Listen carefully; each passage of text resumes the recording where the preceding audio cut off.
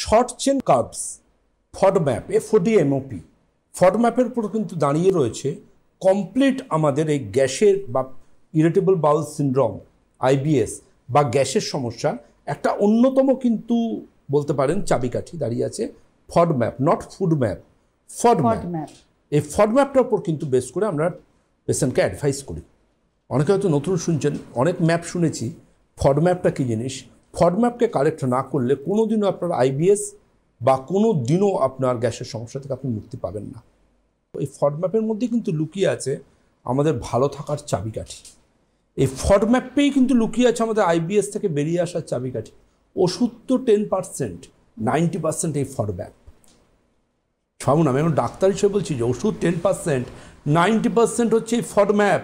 যদি আপনি ফডম্যাপ না জানেন তাহলে আপনি সব ডাক্তারের দরজায় দরজায় ঘুরে বেড়ান, আর ডাক্তারবাবুরা যদি ব্যস্ত হন, আপনাকে যদি বুঝিয়ে না বলেন ফডম্যাপ কী, তাহলে কিন্তু কোনো দিনও আপনি কিন্তু এটা থেকে বেরোতে পারবেন না। ফডম্যাপের full form fermentable oligosaccharides, disaccharides and monosaccharides and polyols, এটা হচ্ছে পুরো নাম।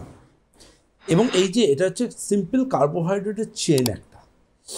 দেখুন সবগুলোর কিছু পিছনে স্যাকারাইডস আছে।